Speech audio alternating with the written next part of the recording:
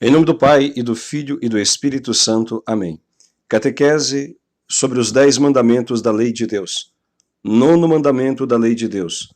Não cobiçar a mulher do próximo. Este mandamento é muito semelhante ao 6º mandamento, e diz-se respeito aos pecados contra a castidade. Porém, não só. Os pecados contra o 9º mandamento revestem-se de uma gravidade maior, porque além de serem um pecado contra a castidade, tornam-se também um pecado contra a justiça, uma vez que as pessoas casadas fizeram um pacto de fidelidade entre si e ambos com Deus, fazendo com que a transgressão deste pacto torne-se também um pecado contra a justiça. E o que ordena o 9º mandamento da lei de Deus? O 9º mandamento ordena a perfeita fidelidade conjugal, seja nos pensamentos, nas palavras ou nas atitudes. Ordena também evitar tudo quanto possa ferir a fidelidade conjugal, sejam determinados ambientes, determinadas programações e também determinadas amizades. Deve-se evitar a excessiva familiaridade, especialmente com pessoa do sexo oposto. Excessiva familiaridade significa uma aproximação excessiva, uma convivência excessiva e desnecessária. E o que proíbe o 9º mandamento da lei de Deus? O 9º mandamento proíbe o adultério em todos os seus níveis, seja em pensamentos, em palavras ou em atitudes. O próprio Cristo nos advertiu que se um homem lança um olhar de cobiça para uma mulher desejando-a no seu coração, já comete adultério, e trata-se de um pecado grave. Portanto, deve-se evitar todo olhar malicioso e também alimentar os maus pensamentos, os maus desejos em relação à mulher ou o homem da próxima. Deve-se evitar o adultério em palavras, conversando com pessoas sobre coisas desonestas, levando outros a pecarem e também pecando. Aqui há que se fazer uma advertência severa acerca do uso das redes sociais e dos meios de comunicação, especialmente das redes sociais. Só devem ser usados por pessoas casadas se necessário, e para a comunicação e para a sua instrução religiosa ou científica. Entretanto, pessoas casadas, se necessitam usar redes sociais, coloquem a sua foto junto com o seu cônjuge, esposo ou esposa, de forma que se evite cantadas, galanteios constrangedores e desnecessários.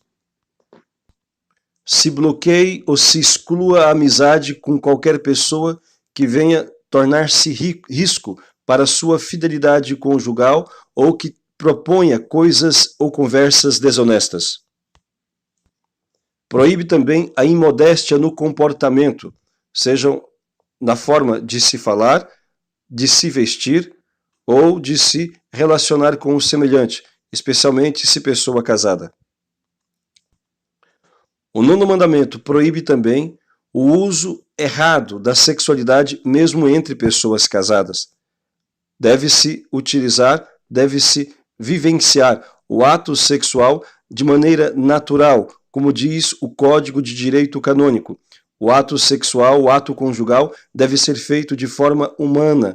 Isto significa que utiliza-se para tal os órgãos genitais que Deus deixou para o ser humano, com a finalidade de procriar-se e também de satisfazer de modo legítimo a sua concupiscência, ou seja, o seu desejo sexual, levando sempre em conta esta advertência, de forma natural, aberto à vida e sempre na presença de Deus. Isto significa que não deve haver entre o casal casado a prática sexual antinatural, como é o sexo anal, sexo oral, a prática do onanismo. Onanismo significa coito interrompido, ejaculação fora da vagina. E desta forma, evitar-se todas e quaisquer coisas que atentem contra a sacralidade do ato conjugal. De outro lado, o 9º mandamento também proíbe a negação de um pelo outro, a abstinência forçada imposta por uma das partes. Aqui está um pecado muito comum, praticado especialmente por muitas senhoras, inclusive piedosas, que estão dentro de nossas igrejas e que até comungam todos os dias e que rezam rosários e assim por diante. A pessoa casada, ninguém é obrigado a se casar, mas a pessoa casada deve cumprir com as suas obrigações matrimoniais. Uma mulher ou o homem não pode impor o jejum sexual ao seu cônjuge, não pode negar-se a ele ou a ela, deve cumprir com o seu papel. Sempre que o homem solicita a mulher, ela deve dar-se ao seu esposo. Sempre que a mulher solicita o seu esposo, ele deve dar-se à sua mulher. De forma que um pertence ao outro, um tem direito sobre o corpo do outro. Negar-se ao esposo constitui um pecado contra a justiça. E trata-se de um pecado grave, se não há grave justificativa. Evidentemente que seria uma grave justificativa os dias da regra menstrual, os dias do resguardo e também em situações de doenças que evitem, que levem a uma situação de fragilidade. Também, evidentemente, a esposa ou esposo pode negar-se a ato conjugal fora da natureza. Deve estar pronta ou pronto para o ato conjugal da forma como Deus deixou, de forma natural. Pode e deve negar-se ao ato conjugal antinatural, porque este torna-se pecaminoso e tira o casal ou a pessoa que o pratica da graça de Deus. É útil lembrar que dentro do ato conjugal podem haver sim as carícias, que podem anteceder ou acompanhar o ato conjugal. Beijos, toques, abraços, isto cada casal tem a sua maneira, mas deve-se evitar a todo custo atos antinaturais que levem ao desordenamento, ao desregramento sexual. Também proíbe o 9º mandamento o uso de qualquer contraceptivo artificial, como é o caso das camisinhas, preservativos, como é o caso de pílulas anticoncepcionais, DIU, ou qualquer outro que assim o seja. Mesmo o método natural não deve ser abusado. O método natural, deixado por Deus, que consiste na abstinência do ato sexual nos dias férteis, só pode ser utilizado pelo casal quando há grave justificativa, seja problema de saúde grave, seja uma situação financeira que possa levar as pessoas a terem falta de coisas básicas para a sua subsistência. Fora isto, o casal deve viver a sua sexualidade de maneira sadia e natural, jamais impondo um ao outro uma abstinência forçada ou impondo ao outro um uso desregrado deste dom que Deus mesmo deixou, como forma de expressão do amor mútuo entre o homem e a mulher que se uniram perante Deus em matrimônio.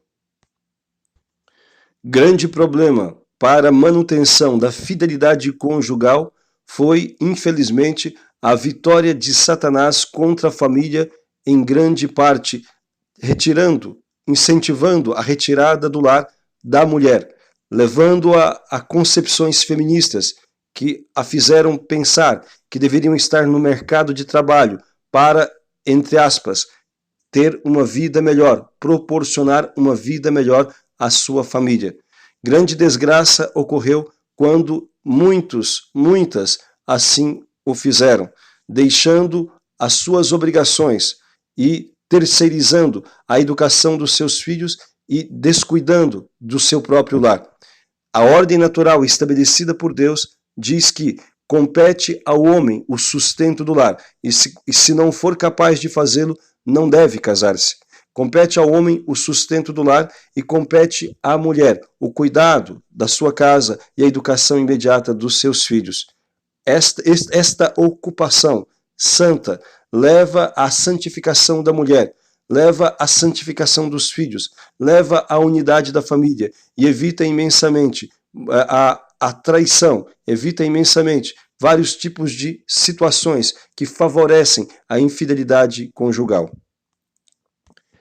Infelizmente, há circunstâncias em que se faz necessário a mulher estar no trabalho por conta de ter sido abandonada pelo marido, ou de ter ficado viúva e não ter pensão, ou de simplesmente ter se tornado uma mãe solteira.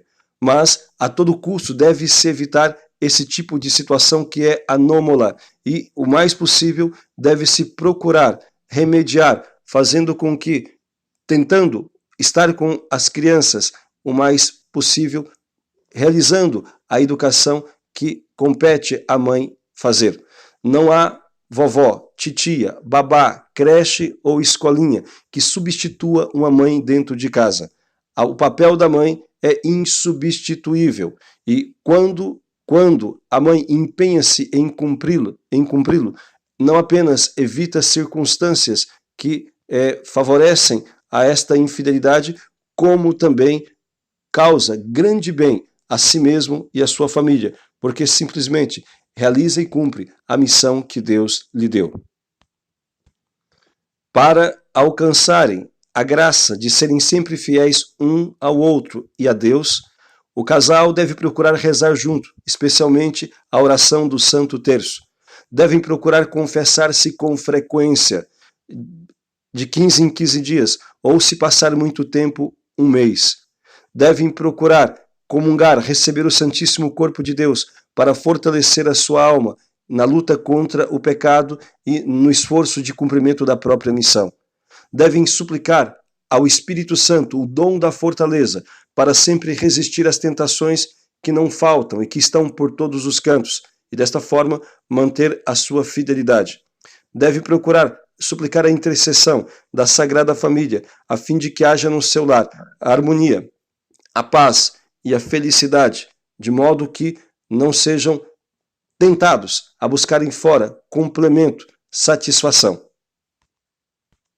Há que se educar os nossos jovens para a castidade e ensiná-los o valor da família e o valor do compromisso assumido no altar, de forma que entrem no matrimônio conscientes do que estão fazendo e dispostos a cumprir a missão adquirida, a vocação dada por Deus.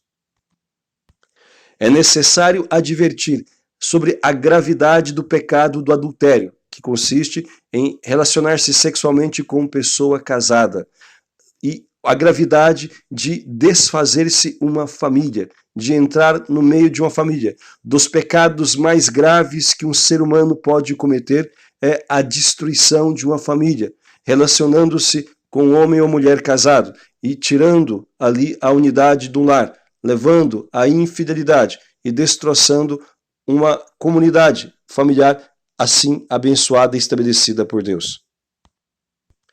Há que se educar os nossos jovens e incutir-lhes a firme convicção que, se têm eles a vocação de formar uma família, devem buscar uma pessoa desimpedida, uma pessoa solteira, a fim de que não entrem em situação de adultério e assim estejam depois privados da graça de Deus, sem poder confessar-se, sem poder comungar, e assim no grande perigo de condenar-se eternamente ao inferno. Há que se educar os nossos jovens para que possam ter a consciência do que é a família e o valor desta fidelidade conjugal. Peçamos, pela intercessão da Santíssima Virgem Maria, nossa Mãe do Céu, a graça da santificação de nossas famílias, da restauração daquelas que foram feridas pela chaga do divórcio ou da infidelidade, da restauração da confiança, do amor entre os casais. E vamos rezar para que cada um daqueles que são membros de uma família cumpram o seu papel, que os pais cumpram o seu papel, que as mães cumpram o seu papel, para que o seu lar possa ser exemplo de vivência cristã